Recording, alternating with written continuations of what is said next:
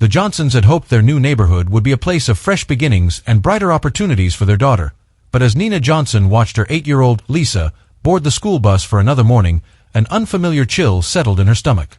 The air seemed colder, the morning a little grayer, and the smile on the bus driver's face, Mr. Collins, felt disingenuous. His smile, wide and seemingly kind, didn't reach his eyes. Something about the way he looked at Lisa made Nina's maternal instincts flare up in warning. She wanted to dismiss it as her overactive imagination, but she couldn't shake the feeling that something was amiss. Every morning, she stood at the curb, waving goodbye as the bus disappeared down the road, and every morning, that unfamiliar chill grew stronger. She tried to reassure herself. Maybe it was just the anxiety of moving to a new neighborhood, the unease of being the only black family on the block. But her unease grew each day as she saw Lisa's enthusiasm dwindle, replaced by a hesitance that tugged at her heart. Then one morning, as Lisa climbed into the back seat of the car after school, her small voice trembling, she said, "Mom, the bus driver did it again." Nina's heart sank, and she knew something was horribly wrong. That night, when she told her husband Malcolm, his instincts screamed at him. It was time to act, to protect their daughter and uncover the truth behind Mr. Collins' smile. The Johnson family, Nina, Malcolm, and their 8-year-old daughter Lisa, arrived at their new house on a bright Saturday morning. The neighborhood looked serene, lined with trimmed hedges and manicured lawns. It was the kind of place they had always envisioned when they talked about creating a better future for Lisa. The houses were larger than those they were used to seeing back in the city, painted in soft pastel colors, with welcoming front porches adorned with flower pots and rocking chairs. It felt like a place where Lisa could grow up safely, where she could make friends, and where new opportunities would be abundant. Nina stepped out of the car, taking a deep breath. The air smelled of fresh grass and distant pine trees. She looked over at Malcolm, who was already unloading the last of the moving boxes from the car. He turned and smiled at her, a look of hope and excitement in his eyes. "This is it, honey. A fresh start," he said, his voice filled with optimism. Lisa bounced out of the car, her eyes wide with curiosity. She took in the new surroundings, her dark curls bobbing as she craned her neck to look at the house. "Wow, Mom, look at the tree," she exclaimed, pointing to the big oak in their front yard. Nina smiled and knelt down next to her daughter. "You know, we could put a swing on that tree, just for you," she said, brushing Lisa's hair aside. Lisa beamed at the thought, her face lighting up with excitement. Malcolm carried a box labeled "Kitchen" up the steps, while Nina and Lisa explored the front yard. Nina's heart swelled with the possibilities of this new life. She imagined family dinners in their new kitchen, Lisa riding her bike down the quiet street, the sense of safety that this neighborhood seemed to offer. As they started unpacking, neighbors began to take notice of the newcomers. Some waved from afar, others paused while walking their dogs to give a quick hello. The Johnsons smiled back, appreciative of the small gestures, but there was a subtle distance, a polite yet reserved demeanor that made Nina feel like they were being evaluated. She brushed it off as her own nerves. After all, moving to a predominantly white neighborhood came with its own challenges, and maybe she was reading too much into things. That first evening, as the sun dipped low behind the treetops, Malcolm suggested they take a walk to explore the neighborhood. They strolled along the sidewalks, passing rows of similar houses with neat gardens and children's toys scattered across well-kept lawns. The air was warm, and there was a sense of calm in the quiet streets. Yet Nina noticed the way some curtains moved slightly as they walked by, as if someone was watching them, curious but hesitant. A few neighbors offered brief nods and tight smiles, but there was an underlying tension, a feeling of unfamiliarity that Nina couldn't ignore. "Do you think we'll fit in here?" Nina asked, her voice soft, almost hesitant. Malcolm looked at her, his expression thoughtful. "It'll take time, but we will. We're here for Lisa. She deserves this, better schools, safer streets. We'll make it work," he replied, giving her hand a reassuring squeeze. The following Monday was Lisa's first day at her new school. Nina had spent the entire weekend helping her pick out outfits, packing her backpack, and trying to make her feel comfortable about the change. Lisa seemed excited, nervous, but hopeful. She had always been an outgoing child, and Nina hoped that her daughter's bright personality would help her make friends easily. As they stood at the curb, waiting for the school bus, Nina felt a mix of emotions. She wanted so much for this move to be the right decision, for Lisa to find happiness here. Malcolm stood next to her, his arm around her shoulders, as they watched the yellow school bus approach. The bus came to a stop with a soft hiss, and the door folded open. The driver, a middle-aged white man with graying hair, smiled down at them. His name tag read Mr. Collins. "Good morning. You must be the new family," he said, his voice cheerful. Nina forced a smile and nodded. "Yes, this is Lisa. It's her first day." Lisa looked up at Mr. Collins, her wide eyes filled with both excitement and nervousness. "Well, welcome aboard, Lisa. We'll take good care of you," Mr. Collins said, his smile widening. Lisa hesitated for a moment, then looked back at her parents. Nina gave her an encouraging nod, and Malcolm whispered, "You've got this, sweetheart." Lisa took a deep breath, then climbed the steps onto the bus. As the doors closed behind her, Nina watched through the window as Lisa found a seat near the front. She caught one last glimpse of Mr. Collins, his eyes meeting hers briefly before he looked away, his smile still fixed in place. There was something about the way he smiled that made Nina feel uneasy. It was warm, polite, everything a school bus driver's smile should be. But there was something else, a flicker in his expression that Nina couldn't quite place. She told herself she was being paranoid, that it was just her nerves getting the best of her. After all, this was a big change, and she wanted everything to go perfectly for Lisa. The bus pulled away, and Nina and Malcolm stood there for a moment, watching until it disappeared around the corner. Malcolm turned to her, his voice filled with optimism. "She's going to be fine. She's strong, just like her mom." Nina smiled, though her heart still felt heavy with worry. "I know. I just want her to be happy here," she replied, leaning into Malcolm's embrace. That day felt longer than any other day Nina could remember. She tried to keep herself busy, unpacking boxes, arranging the kitchen, and setting up her home office. But every few minutes, she found herself glancing at the clock, counting down the hours until Lisa would be home. She hoped Lisa would come back full of stories about her new friends, about the fun she had at school. She wanted so badly for this to be a positive start. When the school bus finally pulled up in front of their house that afternoon, Nina rushed out to meet Lisa. The bus door opened, and Lisa climbed down, her backpack slung over one shoulder. "How was it, sweetheart?" Nina asked, her heart pounding as she looked for any hint of how her daughter's day had gone. Lisa shrugged, her eyes downcast. "It was okay," she said softly, her voice lacking the excitement Nina had hoped for. Nina knelt down in front of her daughter, searching her face. "Did you make any friends?" she asked, trying to keep her voice light. Lisa nodded, but her expression didn't change. "Yeah, a couple," she mumbled, then glanced back at the bus. Mr. Collins gave a small wave before the doors closed, and the bus pulled away. Lisa watched it leave, her shoulders slumping slightly. Nina's heart sank. She didn't want to push Lisa, but she could tell that something was bothering her. "Why don't we go inside and have a snack? You can tell me all about it if you want," Nina said, trying to sound cheerful. Lisa nodded, but her smile was faint, almost forced. As they walked back to the house, Nina couldn't shake the feeling that something had gone wrong. Over dinner that night, Malcolm asked Lisa about her day. She gave the same short answers, her enthusiasm noticeably muted. Nina and Malcolm exchanged a glance, both sensing that their daughter was holding something back. "You know, sweetheart, if there's ever anything you want to talk about, we're always here," Malcolm said gently. Lisa nodded, but quickly changed the subject, asking about their plans for the weekend. As the days turned into weeks, the subtle tension grew.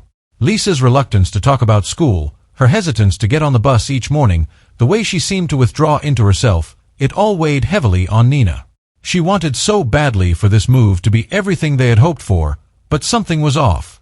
And every time she saw Mr. Collins smile, that polite but unsettling smile, her unease grew. She tried to push her worries aside, to focus on the positives. Lisa was adjusting, even if it was taking longer than they had hoped. The neighborhood was safe, Malcolm's commute was manageable, and they were slowly making their house feel like home. But deep down, Nina knew that something wasn't right, and it was only a matter of time before they would have to face whatever it was that was casting a shadow over their fresh start. In the weeks that followed Lisa's first day at her new school, Nina and Malcolm began to notice subtle changes in their daughter's demeanor. Lisa, who had always been a bright and cheerful child, now seemed more withdrawn. The once excited chatter about her day had dwindled to short, vague responses. She no longer greeted them at the door with her usual enthusiasm, and the sparkle that always lit up her eyes seemed to fade a little more each day. Nina tried to dismiss it as adjustment issues. She knew moving to a new place, starting a new school, and trying to make new friends could be overwhelming for an 8-year-old. Lisa had been uprooted from everything she knew, and it was understandable that it would take time for her to settle in. Nina wanted to give her daughter space, to let her acclimate at her own pace without too much pressure. One evening, as she sat in the living room folding laundry, she watched Lisa sitting quietly by the window, staring out at the street. Her daughter looked lost in thought, her small hands resting idly on her lap. "Hey, sweetie, why don't you come help me with these clothes?" Nina called out, trying to get Lisa engaged. Lisa turned her head and gave a small smile, but it was forced. She got up and helped, but her silence spoke volumes. Nina tried to reassure herself, reasoning that maybe Lisa just needed more time. After all, she was still adjusting to being in a new environment, and it was probably nothing to worry about. But as each day passed, she couldn't ignore the knot that formed in her stomach every time she saw Lisa's expression after school, the tired, defeated look that replaced the joy her daughter used to carry. Malcolm, on the other hand, was more observant of the specifics. One morning, as he was getting ready for work, he noticed the way Lisa hesitated before putting on her shoes. She glanced out the window where the school bus would soon pull up, her eyes clouded with apprehension. Malcolm knelt down beside her, tying his tie in his hands. "Are you okay, sweetheart?" he asked softly. Lisa nodded, but her eyes didn't meet his. She forced a smile, and Malcolm could tell it took effort. He tried to brush it off, but the unease settled deep in his gut. That night, after Lisa had gone to bed, Malcolm brought it up with Nina. They were sitting at the kitchen table, sharing a late-night cup of tea. "Have you noticed Lisa's been acting differently?" Malcolm asked, his brow furrowed with concern. Nina sighed, her own worries bubbling to the surface. "I have," she admitted, running her fingers along the rim of her cup. "I think it's just the adjustment. It's a lot for her, you know? New house, new school, new everything. It's probably just taking her longer to feel comfortable." Malcolm nodded, but he wasn't entirely convinced. "It's more than that," he said, his voice low. "I've noticed how she hesitates before getting on the bus. It's like she's scared. And when I asked her about it, she didn't want to talk. Something's bothering her, Nina. I can feel it." Nina looked away, her heart heavy. She wanted so badly for everything to be okay, for Lisa to love their new home and thrive in her new school. She wanted this move to be everything they had hoped for. "Maybe we're overthinking it," she said, trying to convince herself as much as Malcolm. "Kids are resilient. She'll figure it out." But Malcolm wasn't so sure. "I think we should talk to the bus driver," he suggested, his voice firm. "Just see if anything's going on. Maybe she's having trouble with some of the other kids, or maybe she's feeling left out." Nina hesitated. Confronting the bus driver felt like an escalation, like admitting that something was really wrong. "I don't know, Malcolm. I don't want to make it worse for her. If we start poking around, it might make her feel even more uncomfortable. Maybe we should just give it some more time." Malcolm frowned, frustration simmering beneath the surface. "And what if we're wrong, Nina? What if there's something happening that we need to know about? I don't want to wait until it's too late to do something." The tension in the room grew as they stared at each other, both of them wanting the same thing, to protect their daughter, but having different ideas about how to do it. Malcolm leaned back in his chair, rubbing his temples. "I just don't want to ignore this," he said, his voice softer now. "I want her to be happy. And she's not, Nina. You can see it too." Nina looked down at her hands, her heart aching. She knew he was right. Lisa wasn't herself, and it was becoming harder to pretend that everything was okay. "I'll talk to her," she finally said, her voice barely a whisper. "I'll try to get her to open up, see if she'll tell me what's going on." The following day, Nina decided to take the afternoon off work. She wanted to be there when Lisa got home, to sit down with her and try to understand what was bothering her. She waited by the window, watching as the school bus came to a stop in front of their house. Her heart sank as she saw Lisa step off the bus, her shoulders slumped, her face expressionless. Mr. Collins gave a quick wave from his seat, and Nina forced herself to wave back, her unease growing. "Hey, sweetheart," Nina greeted Lisa as she came through the door. "How was school today?" Lisa shrugged, her eyes downcast. "It was okay," she said, her voice barely audible. Nina knelt in front of her, gently lifting her daughter's chin so their eyes met. "Lisa, you know you can tell me anything, right? If something's bothering you, I want to help." For a moment, Lisa's eyes filled with tears, and Nina's heart ached. But then, just as quickly, the tears disappeared, and Lisa looked away. "I'm fine, Mom," she said, her voice cracking slightly. "I'm just tired." Nina wanted to press her, to tell her that she knew something was wrong, but she didn't want to push too hard. Instead, she pulled Lisa into a gentle hug. "Okay, sweetheart. Just remember, I'm always here if you want to talk." That evening, as Nina relayed the conversation to Malcolm, he shook his head, frustration evident on his face. "She's not fine, Nina. I think we need to do more. We can't just wait for her to tell us. What if she's too scared?" Nina felt torn. She didn't want to ignore Malcolm's instincts, but she also didn't want to make things harder for Lisa by confronting Mr. Collins without more information. "Let's give it one more week," she said finally. "If things don't get better, we'll talk to Mr. Collins. But for now, I want to keep trying to reach her myself." Malcolm reluctantly agreed, but the unease lingered between them. As they lay in bed that night, neither of them could sleep. They stared at the ceiling, the silence filled with unspoken fears. Something was wrong, and they both knew it. And as much as they wanted to protect their daughter, they were struggling to figure out the best way to do it. The next morning, as the school bus pulled away with Lisa on board, Nina couldn't shake the feeling that they were running out of time.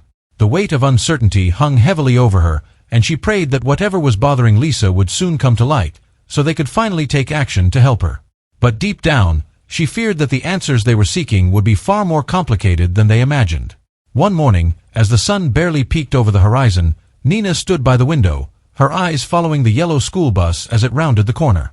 She felt her heart thud heavily, and a surge of anxiety gripped her. Something was wrong. She could feel it deep inside. It wasn't just the subtle changes in Lisa's behavior anymore. It was a gut feeling she could no longer ignore.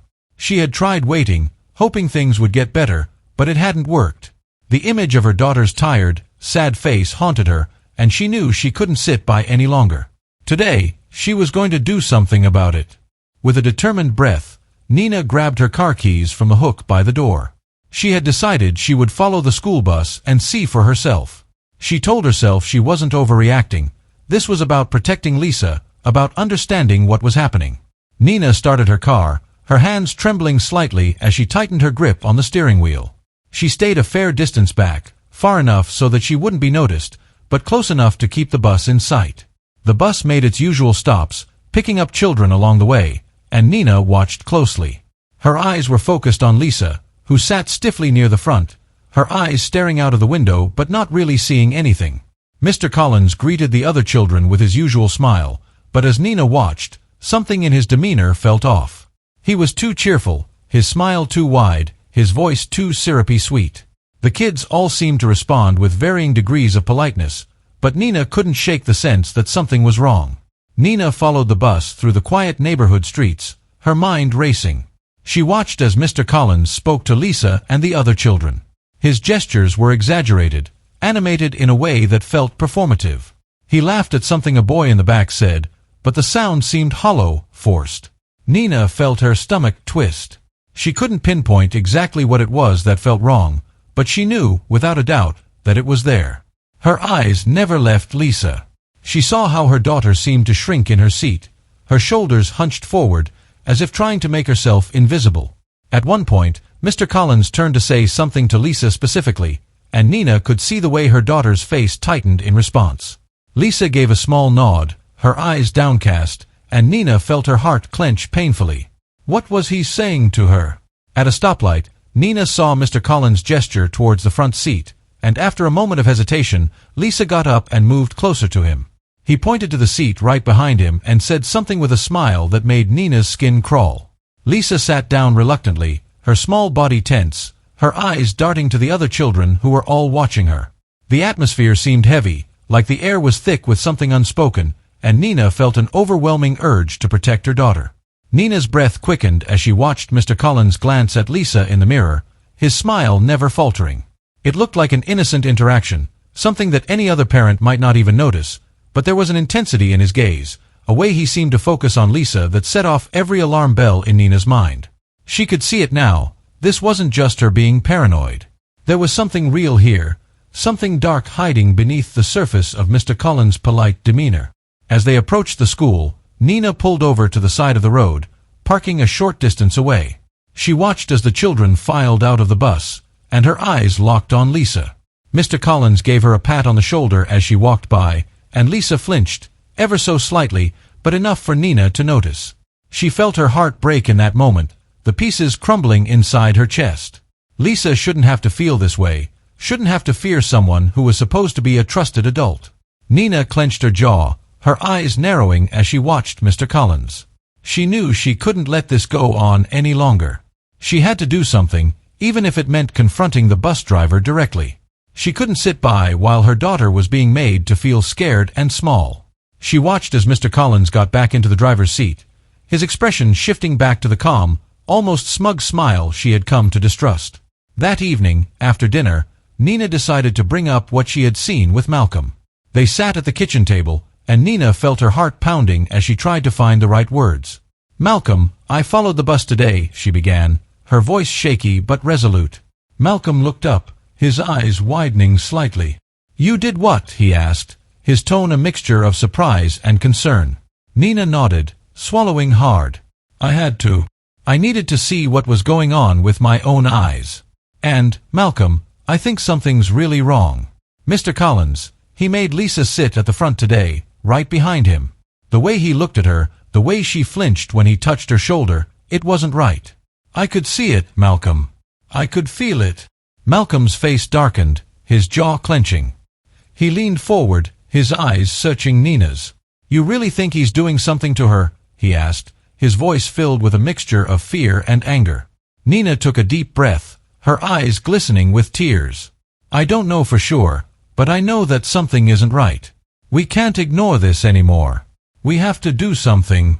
Malcolm nodded slowly, his expression hardening. "You're right," he said, his voice low. "We can't let this go on. We need to protect Lisa. We'll talk to the school, and we'll talk to Mr. Collins if we have to." Nina felt a surge of relief at Malcolm's words, but the fear still lingered. She reached across the table, taking his hand in hers. "We have to be careful, Malcolm. We don't want to make things worse for her. But we have to do something. I can't stand by and watch her go through this." Malcolm squeezed her hand, his eyes filled with determination. "We'll figure this out together," he said. "We'll protect her, no matter what." The next morning, Nina felt a renewed sense of purpose as she helped Lisa get ready for school. She knelt down in front of her daughter, brushing a stray curl behind her ear. "Sweetheart, if anything is bothering you on the bus, or at school, you can always tell me, okay?" she said, her voice gentle but firm. Lisa looked at her, her eyes wide and vulnerable. "Okay, Mom," she whispered. As the bus pulled up, Nina watched closely as Mr. Collins greeted Lisa. His smile was just as wide as before, but now Nina could see the falseness behind it. She gave Lisa a reassuring nod, her heart pounding as she watched her daughter climb the steps. Today felt different. Today, she was ready to fight for her child. As the bus drove away, Nina got into her car once more. She wasn't going to stop until she knew her daughter was safe. Whatever it took, she was prepared. The unease was still there, gnawing at her, but now it was mixed with determination. She would uncover the truth, and she would protect Lisa, no matter what. It had been weeks of watching Lisa withdraw more and more into herself. Nina and Malcolm could sense that their daughter was struggling, but she remained tight-lipped about what was happening. Despite Nina's attempts to encourage her to share, Lisa always insisted she was fine. Her smiles were forced, and her laughter had all but disappeared. Malcolm's growing concern mirrored Nina's, and the tension in their household was palpable. It all came to a head one Friday afternoon. The school bus was late, very late. Nina stood by the window, her eyes darting nervously to the clock on the wall. She could feel the worry gnawing at her, and her mind raced with all the possibilities. What if something had happened to Lisa? She was just about to call the school when she heard the familiar hiss of the bus brakes outside. She rushed to the door and opened it to see Lisa stepping off the bus, her face pale, her eyes red and puffy as though she had been crying. "Lisa," Nina called, her voice trembling as she hurried towards her daughter. Lisa looked up at her, her bottom lip quivering. "Mom," she whispered, her voice breaking. Nina wrapped her arms around Lisa, feeling her daughter's small body tremble against her. "What happened, sweetheart? Why are you so late?" Lisa took a shaky breath, but her eyes avoided Nina's. She pulled away slightly, her gaze dropping to the ground. "Can we go inside?" she asked softly. Nina nodded, her heart pounding as she led Lisa into the house. Malcolm, hearing the commotion, came into the living room, his eyes widening at the sight of their daughter's tear-streaked face. "Lisa, what's wrong?" he asked, his voice tight with concern. He knelt down, trying to catch her eye. Lisa hesitated, her eyes glistening with unshed tears. She looked at both of her parents, her hands trembling slightly. Nina and Malcolm exchanged a glance, their worry deepening. Finally, Lisa took a deep breath, her voice barely audible. "The bus driver did it again." Nina felt her stomach drop, her worst fears suddenly taking shape. "What did he do, sweetheart?" she asked, trying to keep her voice calm, even though her insides were twisting with panic. Lisa swallowed, her eyes welling up as she spoke. He made me get off the bus, miles away from our house. He told me I didn't belong here." Her voice cracked, and tears spilled down her cheeks. "He says things about me, about my skin. He tells me I'm different, and he says it in front of everyone. They all laugh, Mom." Nina felt her breath catch in her throat. She could feel the blood drain from her face as Lisa's words hung in the air. Malcolm's face twisted with shock and anger, his fists clenching at his sides. He tried to stay composed for Lisa's sake, but the rage he felt was boiling beneath the surface. "He said what?" Malcolm managed to ask, his voice shaking. Lisa looked down, her tears dripping onto the floor. "He always makes me sit in the front, right behind him," she continued, her voice a mix of anger and fear. "And today, he told me to get off the busway before our stop. He said I was causing trouble, and that I should walk home because I didn't deserve to ride like the rest of the kids." Nina's heart shattered at her daughter's words. She pulled Lisa into her arms, holding her tightly as tears ran down her own cheeks. "I'm so sorry, sweetheart. I'm so sorry," she whispered, her voice breaking. Lisa sobbed into her shoulder, and Nina could feel the pain and fear in her daughter's trembling body. She looked up at Malcolm, who was standing there, his eyes filled with a mix of fury and helplessness. Malcolm knelt beside them, placing a hand on Lisa's back. "This is not okay, Lisa," he said, his voice thick with emotion. "What Mr. Collins did to you is wrong. It's not your fault. None of this is your fault." He took a deep breath, trying to steady himself, though the rage he felt was overwhelming. "We're going to fix this. We're going to make sure he can't ever hurt you again." Lisa looked up, her eyes swollen and red. "But what if no one believes me?" she whispered, her voice filled with fear. "What if they think I'm making it up?" Nina shook her head, cupping her daughter's face in her hands. "We believe you, sweetheart. And we're not going to let anyone ignore this. We're going to make them listen. I promise you that." Malcolm nodded, his jaw set in determination. "We're going to the school on Monday. We'll talk to the principal, and we're not leaving until they do something about it. We'll go to the police if we have to. No one treats our daughter like this."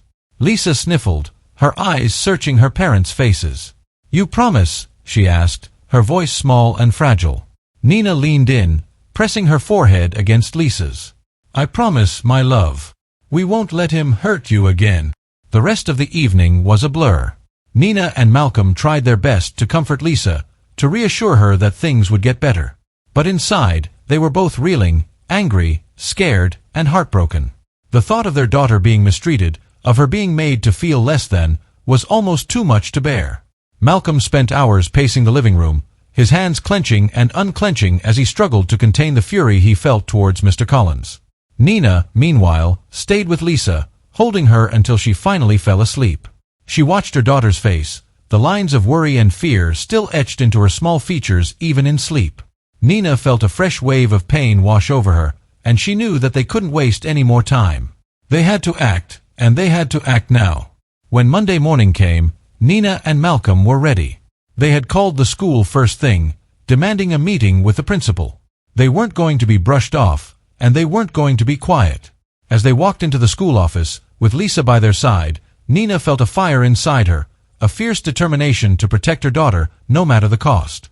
Mr. Collins had made a terrible mistake. He had underestimated the power of a mother's love and a father's protection. Nina and Malcolm knew this was just the beginning of a battle, but they were ready. For Lisa, they would fight with everything they had. And they wouldn't stop until justice was served and their daughter was safe. On Monday morning, Malcolm was the first to take action. He picked up the phone, dialing the school's number with a determination that masked the nervousness bubbling beneath the surface. He knew this wasn't going to be easy. Accusing a well-respected member of the community like Mr. Collins was not something people took lightly. But this was his daughter's safety on the line, and Malcolm would not let anything stand in his way. The line rang a few times before the voice of the school secretary answered, polite but distracted. "Good morning, Green Valley Elementary. How may I help you?" Malcolm took a deep breath. "Hi, this is Malcolm Johnson. I need to speak with Principal Harris. It's regarding a serious issue involving the school bus driver, Mr. Collins." There was a pause on the other end of the line, followed by a hesitant response. "Mr. Johnson, Principal Harris is currently in a meeting. Can I take a message?" "No, I really need to speak with him today. This is very important. It concerns my daughter's safety," Malcolm insisted, trying to keep his voice steady. After what felt like an eternity, the secretary finally agreed to pass the message along. Hours later, Malcolm received a call back, and he was asked to come in for a meeting. Malcolm and Nina both took off work that afternoon, ready to confront the school administration. The meeting room at the school was small and felt stifling. Principal Harris, a man in his late 50s with thinning hair and a stern expression, sat across from them, a polite but guarded smile on his face. Next to him sat Mrs. Halloway, the transportation coordinator, who glanced down at the papers in front of her, avoiding eye contact. "Mr. and Mrs. Johnson, I understand you have some concerns about Mr. Collins?" Principal Harris began, his voice calm. "Yes, we do," Malcolm said, his voice unwavering. "Our daughter Lisa has been coming home visibly upset for weeks now, and she's finally told us why. Mr. Collins has been making inappropriate comments to her, about her skin color, about not belonging. And last Friday, he left her stranded miles from home." Mrs. Halloway's head jerked up, her eyes wide with shock. Principal Harris, however, remained composed, his expression unreadable.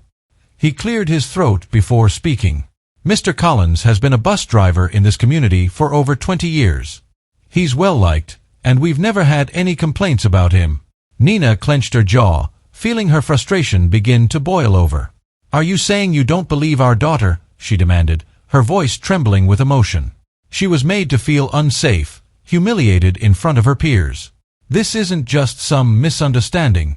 Principal Harris raised his hands slightly, as if to placate her. "Mrs. Johnson, please understand, we take all concerns very seriously. But these are serious accusations. We will need to conduct an investigation before any action can be taken." Malcolm shook his head, his voice tight. "And what about in the meantime? What guarantee do we have that Lisa will be safe on that bus?" Mrs. Halloway spoke up, her voice tentative. "Perhaps, until the investigation is complete, Lisa could sit closer to the front, where she can be easily monitored." Nina's eyes blazed with anger. "She already sits at the front. That's the problem. Mr. Collins makes her sit there, and he uses it as an opportunity to single her out." The room fell silent for a moment, the weight of Nina's words hanging heavily in the air. Principal Harris sighed, leaning back in his chair. "We'll look into this matter, Mr. and Mrs. Johnson. But please understand, until we have concrete evidence, there's only so much we can do." Feeling the dismissal in his words, Malcolm and Nina stood, their resolve hardening. "We're not going to let this go," Malcolm said firmly. "We're going to protect our daughter, with or without your help." The drive home was tense, the silence in the car broken only by the hum of the engine. Nina could feel her hands trembling in her lap, her frustration and fear bubbling to the surface. "They're not going to do anything," she said finally, her voice cracking. "They're just going to brush it under the rug, protect him because he's well-liked." Malcolm nodded, his jaw clenched. "Then we take it further. We go to the police." Nina glanced at him, her heart pounding. "Do you really think they'll listen to us?" she asked, her voice barely above a whisper. "What if they don't believe us either?" Malcolm reached over, taking her hand in his. "We have to try, Nina. We can't let this go on. Lisa needs to know that we're fighting for her, that we're not just going to let this happen." That evening, they made the decision to go to the police station. The air was heavy with tension as they walked in, the fluorescent lights casting a cold glow over the waiting area. Nina held Malcolm's hand tightly, her heart pounding as they approached the front desk. The officer on duty looked up, his expression bored. "Can I help you?" he asked, his tone indifferent. "Yes," Malcolm said, his voice steady. "We need to file a report. It's about our daughter. She's been harassed by her school bus driver." The officer raised an eyebrow, his eyes flicking between Malcolm and Nina. He sighed, reaching for a form. "All right, have a seat. Someone will be with you shortly." They sat down, the minutes stretching into what felt like hours. Finally, a young officer approached them, his expression more open and curious than the one at the front desk. "Mr. and Mrs. Johnson, I'm Officer Daniels. Why don't you come with me, and we can talk about what's been going on?" They followed him into a small office, and Officer Daniels gestured for them to sit. He sat across from them, his eyes attentive as Malcolm began to explain what had been happening to Lisa. The comments, the mistreatment, the incident where she was left miles from home. As Malcolm spoke, Nina watched Officer Daniels' face, searching for any sign of disbelief. When they finished, Officer Daniels leaned back, his brow furrowed. "This is very concerning," he said slowly. "But Mr. Collins has been in this community for a long time. I'm not saying I don't believe you," he added quickly, seeing the anger flash in Malcolm's eyes, "but these kinds of cases can be difficult without concrete evidence. Do you have anything, witnesses, recordings?" Nina shook her head, her heart sinking. "No, we don't. Just what Lisa has told us." Officer Daniels nodded, his expression sympathetic. "I understand. I'm not dismissing what your daughter has gone through, but in order to take formal action, we'll need something more. I can file a report, and I'll make sure this is documented. But for now, I'd recommend keeping a close eye on things, maybe even consider finding an alternate way for Lisa to get to school." Malcolm's hands clenched into fists, his frustration evident. "So, what? You're just going to wait until something worse happens?" Daniels held up his hands, his expression earnest. "I'm on your side here, I promise. I'll do what I can. But there are protocols we have to follow. I suggest you document everything, every comment, every action. The more information we have, the better." Nina felt tears prick at her eyes, the weight of the situation pressing down on her. "We just want our daughter to be safe," she whispered. Officer Daniels nodded, his gaze softening. "I understand, Mrs. Johnson. And I promise, I'll do what I can to help. Just don't give up. Keep fighting for her. Sometimes, it's the persistence that makes all the difference." As they left the station, Nina and Malcolm felt a mixture of emotions, frustration, fear, but also a glimmer of hope. It wasn't the resolution they had wanted, but it was a step. And they weren't going to stop. For Lisa, they would keep fighting, no matter how long it took. They would protect her, no matter the obstacles in their way. The next day, Nina found herself walking down the street to get the mail, her mind clouded with the events of the past few days. She glanced up and saw her neighbor, Sarah, in her front yard, watering her flowers. Nina decided to approach her, hoping that perhaps one of her neighbors might be more supportive, or at least listen. "Morning, Sarah," Nina called, trying to keep her voice friendly despite the tension she felt. Sarah looked up, her eyes narrowing slightly before she forced a polite smile. "Morning, Nina," she replied, her tone clipped. Nina hesitated for a moment, then took a deep breath. "I was wondering if you've heard anything about the school bus driver, Mr. Collins. Lisa's been having some trouble with him, and I'm trying to see if any other parents have had similar experiences." Sarah's expression immediately hardened, her lips pressing into a thin line. "Mr. Collins? He's been driving that bus for years," she said, her voice sharp. "I've never heard of any issues. In fact, most people around here think he's wonderful with the kids." She paused, her eyes scanning Nina critically. "Maybe your Lisa just needs more time to adjust. It can be tough, moving to a new place." Nina felt a pang in her chest, her hopes deflating. She forced herself to stay calm. "It's more than just adjusting, Sarah. He's made comments, hurtful comments. I think other parents should be aware, just in case. But Sarah cut her off, her voice growing colder. Look, Nina, I don't know what you're trying to imply, but Mr. Collins has been a part of this community longer than most of us. He's well respected, and honestly, I haven't heard any complaints from anyone else. She glanced towards Nina's house, her eyes narrowing further. You know, it's important for newcomers to try to fit in, not stir up trouble. People don't like it when others come in and start making accusations. The implication in Sarah's words was clear, and it hit Nina like a slap in the face. She felt her face flush, a mix of anger and hurt welling up inside her. She took a step back, nodding stiffly. "Thanks for your time, Sarah," she said, her voice strained. She turned and walked away, her hands trembling as she gripped the mail in her hand. As she made her way back to her house, Nina felt the sting of tears threatening to fall. She had hoped, foolishly perhaps, that someone would be willing to help, that someone might see what was happening and stand beside them. Instead, she felt more alone than ever, the reality of the neighborhood's true nature settling heavily on her. They were outsiders here, unwelcome troublemakers in a community that wanted to keep things just the way they were. Malcolm was waiting for her when she returned, his expression filled with concern as he saw the look on her face. "What happened?" he asked, his voice gentle.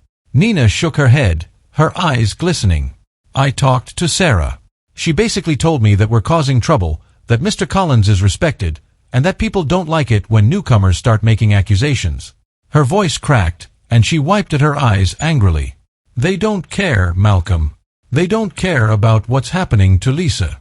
Malcolm's jaw tightened, his hands clenching into fists at his sides. He pulled Nina into his arms, holding her close as she let out a shaky breath.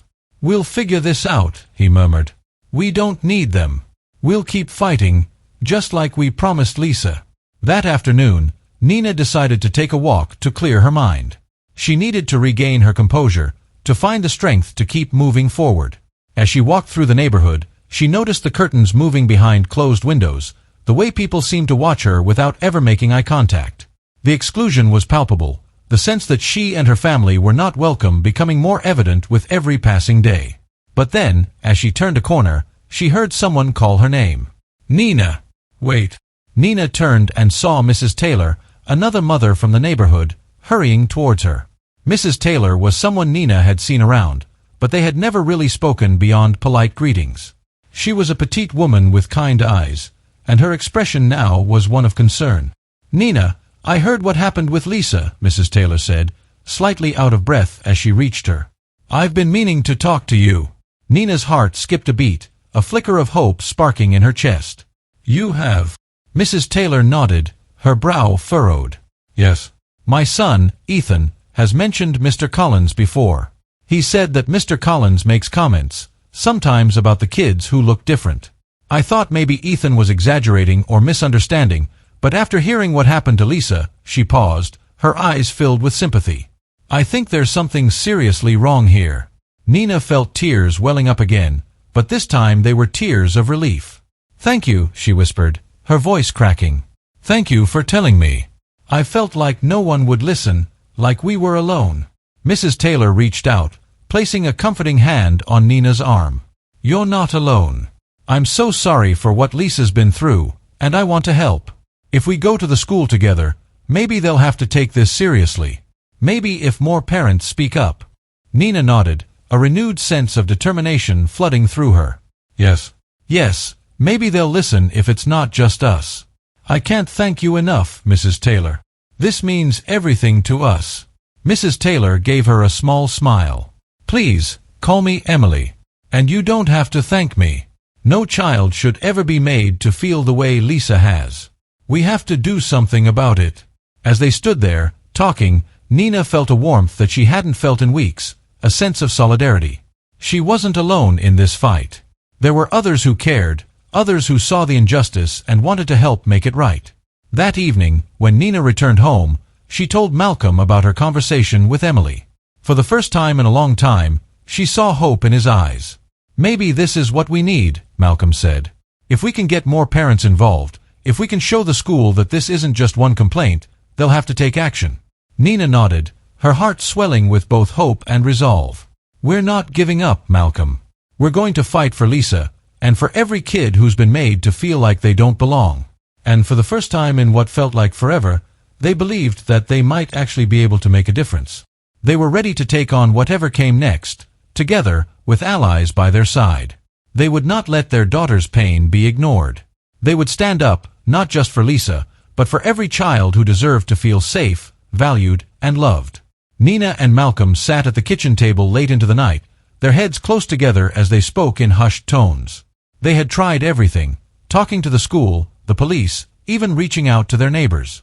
But still, it felt like they were hitting a brick wall, like no one was truly listening to them. They needed proof, something concrete that no one could deny. And that was when Malcolm suggested it, recording Mr. Collins.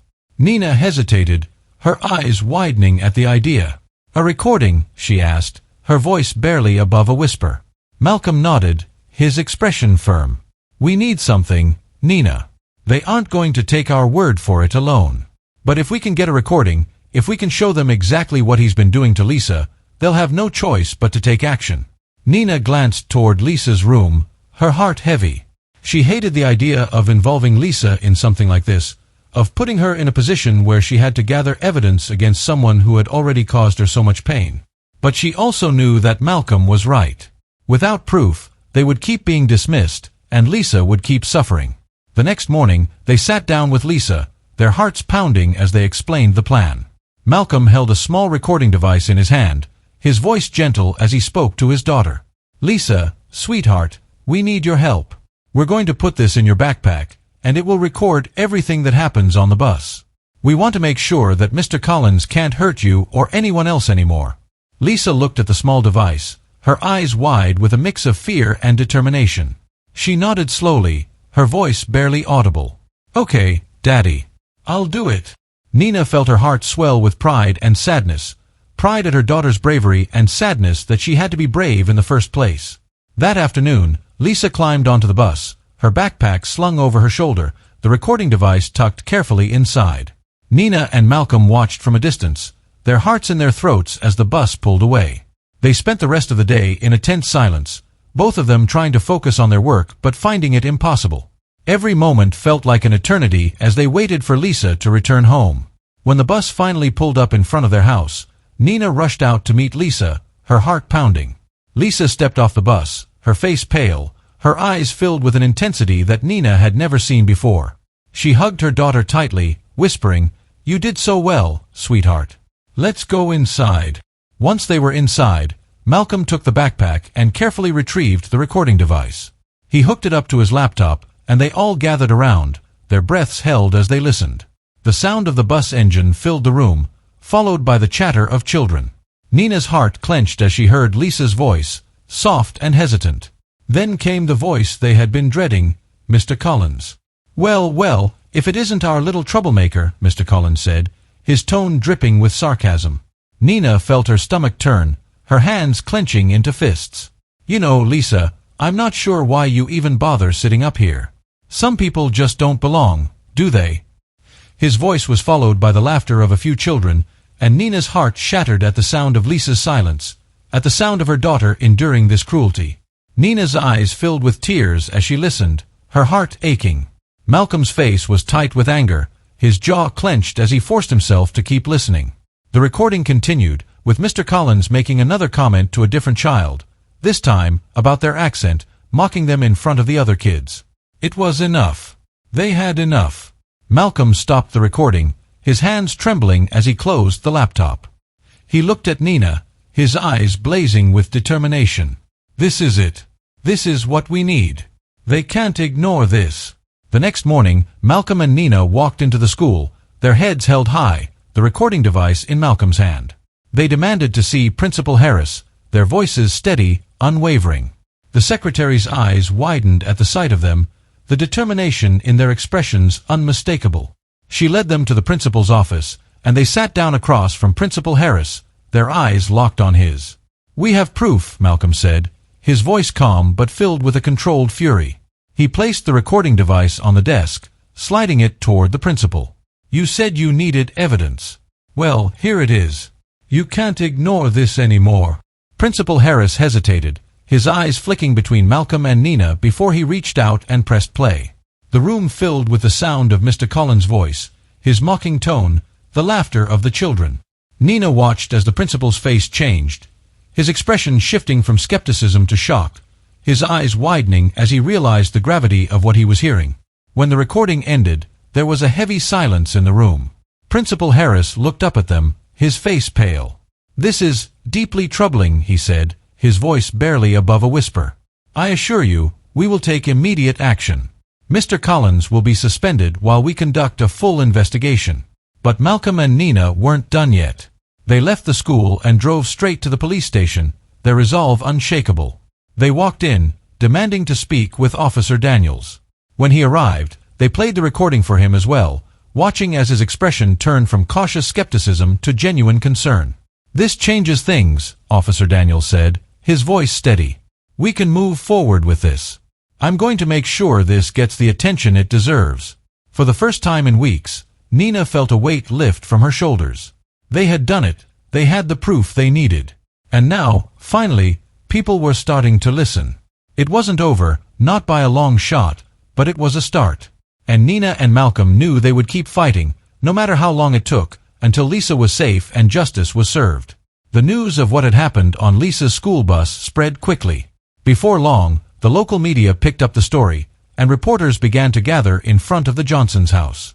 Headlines like "Racist Bus Driver Suspended After Shocking Recording Surfaces" and "Parents Fight for Justice in Predominantly White Neighborhood" began circulating.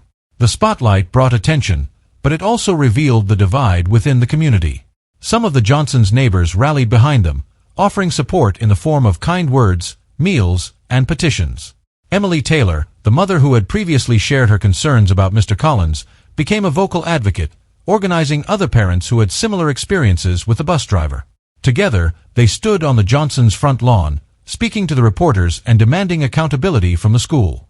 "Our children deserve to feel safe," Emily said to a local news camera, her voice strong and unwavering. "This isn't just about Lisa. It's about every child who's ever been made to feel like they don't belong." But not everyone was supportive. The Johnsons could feel the tension building in the neighborhood as well. There were those who accused them of fabricating the allegations for attention, people who whispered behind their backs, their eyes filled with suspicion and disdain. Sarah, the neighbor who had previously dismissed Nina's concerns, had made it clear where she stood. One morning, as Nina walked past Sarah's house, she heard her voice, low, but loud enough to be overheard. "They're just trying to stir up trouble. I've known Mr. Collins for years. This is all just a misunderstanding blown out of proportion." Nina's stomach turned, but she kept her head held high. She was done trying to convince people like Sarah. The truth was out there now, and the people who mattered were finally listening.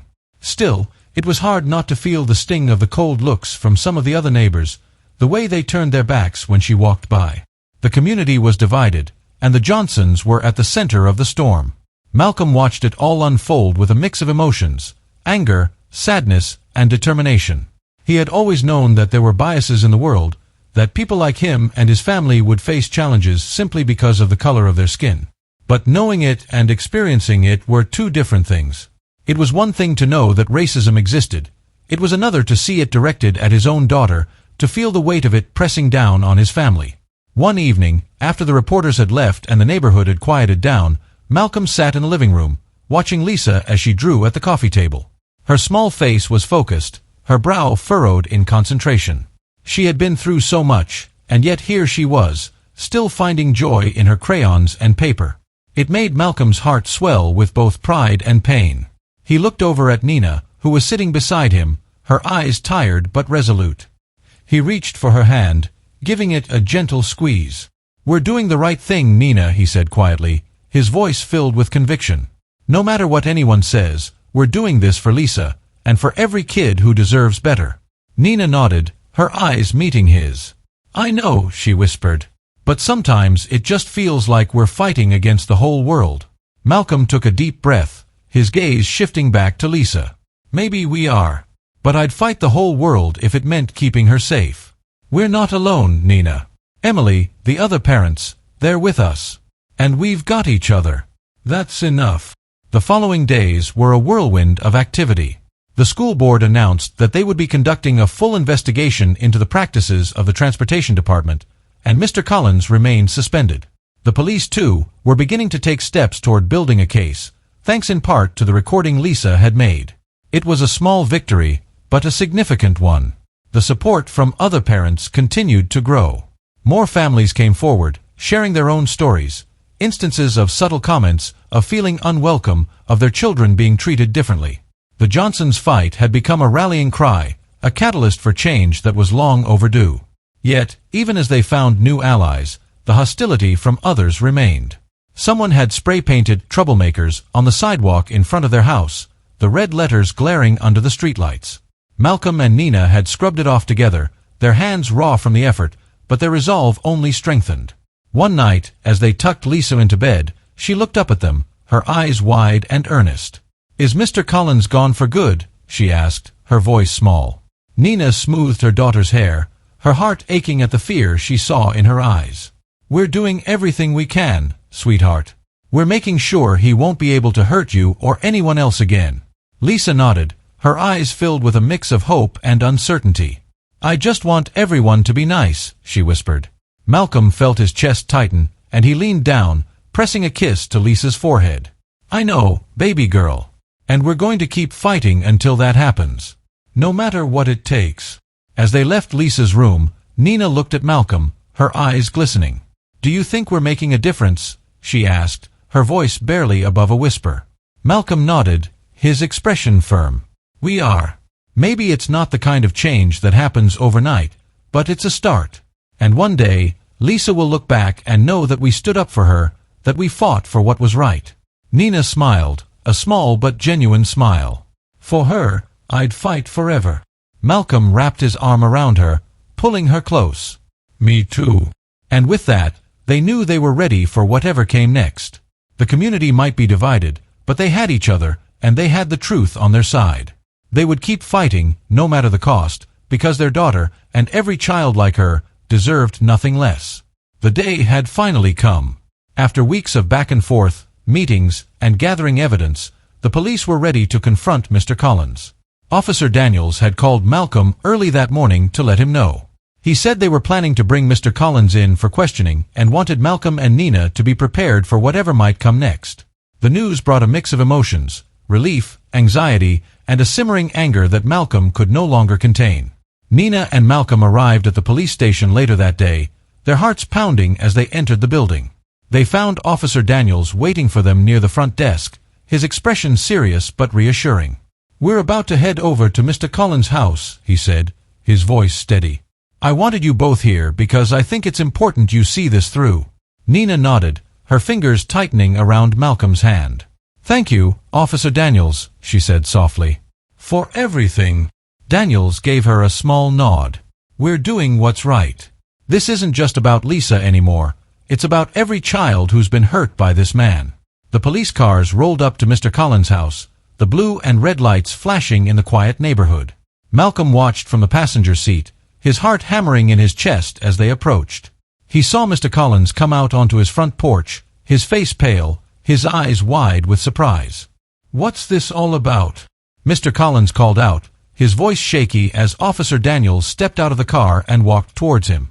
"Mr. Collins, we need you to come with us for questioning," Daniels said, his voice authoritative but calm. "There have been some serious accusations made against you, and we have evidence that requires further investigation." Mr. Collins shook his head, a nervous smile tugging at his lips. "This has to be a misunderstanding," he said, his voice louder now, his eyes darting around as if looking for someone to back him up. "I've been driving that bus for years. Everyone in this community knows me.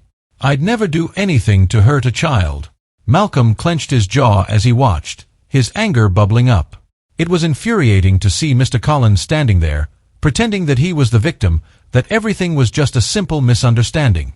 He wanted to shout, to confront him himself, but he held back, trusting Officer Daniels to do his job. "Mr. Collins, we're not here to debate," Daniels said, his voice firm. "We have evidence, and we have testimonies from parents. You need to come with us." He gestured towards the police car, his expression leaving no room for argument. Mr. Collins looked like he might protest again, but then he seemed to deflate, his shoulders slumping. He let out a shaky breath and nodded, his face flushed with embarrassment. He was escorted to the police car, his hands cuffed loosely in front of him, and as he was led away, his eyes met Malcolm's for just a moment. Malcolm held his gaze, his eyes cold, his jaw set. He wanted Mr. Collins to understand that there would be no more hiding, no more pretending. Back at the police station, Malcolm and Nina sat in the waiting area, the tension thick between them. Nina's fingers tapped nervously on her knee, her eyes darting towards the door every few seconds. Malcolm placed his hand over hers, trying to steady her. "It's going to be okay," he whispered, though his own heart was still pounding. Suddenly, the door opened, and a group of people entered. Malcolm's eyes widened as he recognized them, Emily Taylor and a handful of other parents from the neighborhood. They looked determined, their faces set with resolve. Emily spotted Malcolm and Nina, and she hurried over, her eyes bright with purpose. "We're here to give our statements," Emily said, her voice strong. "We've had enough of staying silent. It's time they hear all of our voices." Nina felt tears prick at her eyes, and she stood, pulling Emily into a tight hug. "Thank you," she whispered, her voice thick with emotion. "Thank you so much." Emily pulled back, her eyes glistening. "You're not alone, Nina. We're all in this together." One by one, the parents went into the back, each giving their testimonies, each sharing their own stories of how Mr. Collins had treated their children. Malcolm and Nina sat in silence, listening as their voices filtered through the thin walls of the station. It was heartbreaking to hear, but it was also empowering. They were finally being heard. The weight of all the stories, all the pain, was finally being acknowledged. When it was over, Officer Daniels came back out, his face tired but filled with a sense of accomplishment. He walked over to Malcolm and Nina, giving them a nod. "We've got enough to move forward," he said. "Mr. Collins will be held while we continue the investigation. I promise you, we're going to see this through." Malcolm felt a rush of relief, his shoulders sagging as the tension began to release. He looked at Nina, who had tears streaming down her face, and he pulled her into his arms. "We did it," he whispered. "We did it." Nina nodded, her face buried against his chest. "For Lisa. For all of them," she whispered back. As they left the police station, the sun was beginning to set, casting a warm glow over the neighborhood. For the first time in what felt like forever, Nina and Malcolm felt a sense of hope. They knew the fight wasn't over, there would still be challenges ahead, still battles to face, but they had taken a crucial step forward. They had stood up for their daughter, and they had shown her that no matter how difficult it was, the truth was worth fighting for. And as they walked hand in hand towards their car, they knew that together they could face whatever came next.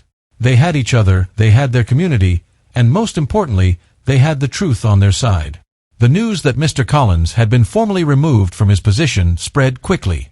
Within days of his arrest, the school board held an emergency meeting to address the allegations and the recording that had brought the entire community's attention to the issue. Mr. Collins was not only fired, but formal charges were also pressed against him for endangering the welfare of a child and discrimination.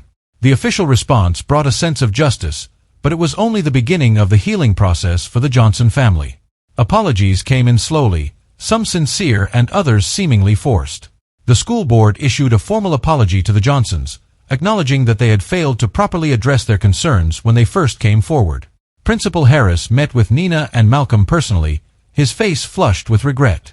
"We should have listened to you sooner," he said, his voice heavy with remorse.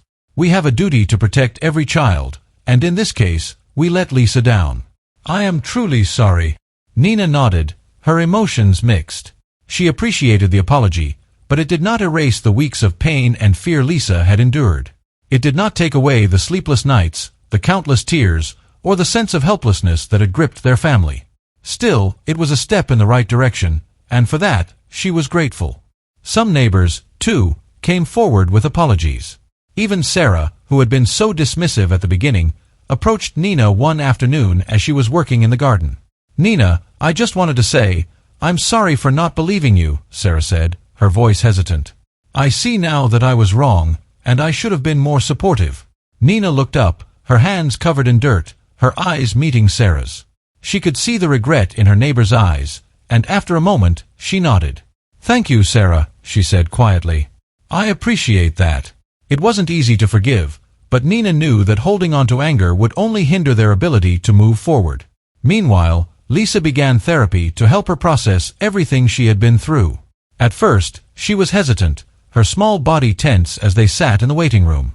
But over time, she began to open up, her therapist creating a safe space for her to share her fears, her anger, and her confusion.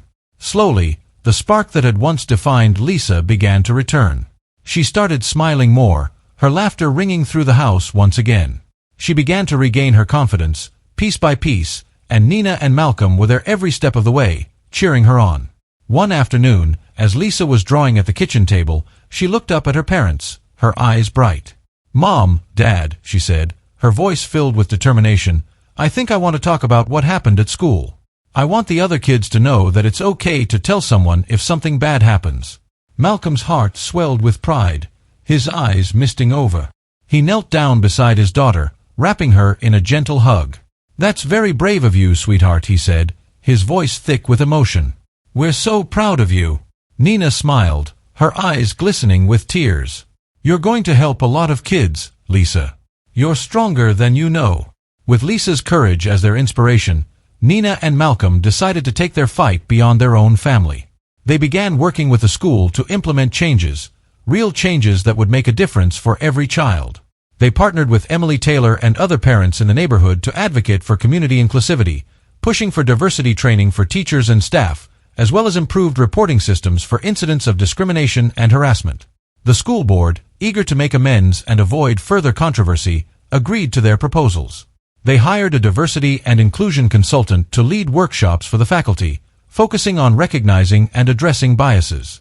They also implemented an anonymous reporting system, making it easier for students and parents to raise concerns without fear of retaliation. The changes didn't happen overnight, and there were still challenges along the way. Not everyone in the community was on board. There were still whispers, still those who believed that the Johnsons had blown everything out of proportion. But Nina and Malcolm refused to let that deter them. They knew they were fighting for something important, something bigger than themselves. One day, as they stood in front of the school, watching Lisa run across the playground with her friends, Nina looked over at Malcolm, her heart swelling with both love and hope. "We did it," she said softly, her voice filled with emotion. "We made a difference." Malcolm nodded, his eyes never leaving Lisa. "We did. And we're not done yet. There's still so much more to do, but we're on the right path." Nina leaned into him, her head resting on his shoulder. "For Lisa, for every child, we'll keep going." Malcolm wrapped his arm around her, pulling her close. "Always." As they stood there, watching their daughter laugh and play, they knew that the journey they had been on, the fear, the pain, the fight for justice, had brought them to this moment. They had faced the darkness, and they had come out stronger on the other side. Their family had been tested, but their love had only grown deeper, their bond unbreakable. And as the sun set behind the school, casting a warm glow over the playground, Nina and Malcolm knew that they were ready for whatever came next. They had each other, they had their community, and most importantly, they had hope. Together, they would continue to fight for a better future, not just for Lisa, but for every child who deserved to grow up in a world filled with love, acceptance, and understanding. Months had passed since Mr. Collins was removed from his position, and life in the Johnson household was finally beginning to feel normal again. The changes they had fought for were taking shape, and the air seemed lighter, filled with a renewed sense of hope. The school had implemented new policies, and a fresh, inclusive energy was taking hold in the community. For Nina and Malcolm, the most important sign of healing came from watching their daughter slowly regain her confidence. It was a crisp spring morning when Lisa, her backpack slung over her shoulders, waited at the curb for her new school bus. Nina stood beside her, her heart pounding as the yellow bus rounded the corner. The driver, a kind-faced woman named Ms. Alvarez, smiled warmly as the bus came to a stop, the doors folding open with a soft whoosh. "Good morning, Lisa," Ms. Alvarez greeted, her voice full of warmth. She leaned forward slightly, her smile reaching her eyes. "Come on in, we're happy to have you." Lisa turned to her mother, her face breaking into a wide grin. It was the first genuine smile Nina had seen on her daughter's face in so long, so full of excitement, of hope. Nina's heart swelled with emotion as Lisa waved, her little hand catching the sunlight. "Bye, Mom," Lisa called out, her voice ringing with joy. Nina waved back, her eyes misting over. "Bye, sweetheart. Have a great day," she called after her. She watched as Lisa climbed onto the bus, taking a seat near the window. Her daughter's eyes were bright, her small hand pressed against the glass as she waved one last time before the bus pulled away. Nina stood there until the bus disappeared down the street, her heart full and her chest tight with both pride and relief. As Nina walked back to the house, she couldn't help but reflect on how far they had come. There had been moments when she had felt like giving up, when the weight of the struggle seemed too much to bear. But they had kept going, Malcolm, Lisa, and herself. They had faced the darkness, the doubt, and the fear, and they had made it through together. When Malcolm came home that evening, Nina greeted him with a smile, her eyes filled with the warmth that had returned to their lives. "Lisa had a great morning," she said, her voice brimming with joy. "She got on the bus with a smile, Malcolm. A real smile." Malcolm's eyes softened, a smile tugging at his lips. "That's all I ever wanted," he said, pulling Nina into his arms. He kissed the top of her head, his embrace tightening. "We did it, Nina. We kept our promise to her." Later that evening, the Johnsons sat around the dinner table, Lisa chattering excitedly about her day. She talked about Ms. Alvarez, about her friends, about the games they had played at recess. Nina and Malcolm listened, their hearts swelling with gratitude. Their daughter was coming back to them, bit by bit, her spirit no longer weighed down by fear. As the sun dipped below the horizon, painting the sky in hues of pink and orange, Nina and Malcolm stepped out onto the porch, watching as the first stars began to twinkle. "You know," Nina said softly, her hand slipping into Malcolm's, "I think we're going to be okay. Not just us, but this whole community. We've started something important." Malcolm nodded, his gaze fixed on the sky. "It's just the beginning. We've made a difference here, and we're going to keep making a difference." He looked at Nina, his eyes filled with determination. "For Lisa. For every child. We're not done yet." Nina leaned into him, her heart at peace. "No, we're not. But for now, I think we can finally take a breath." And so, they stood there together, the cool evening breeze wrapping around them, their hearts filled with hope. The fight wasn't over, it never really was, but they had won this battle. They had protected their daughter, brought about real change, and found the strength to move forward. As they looked out into the night, they knew that brighter days lay ahead. The darkness had passed, and in its place, a new light had begun to shine. For Lisa, for their family, and for their community, they had forged a path towards a brighter tomorrow, one filled with love, acceptance, and the promise of a better future.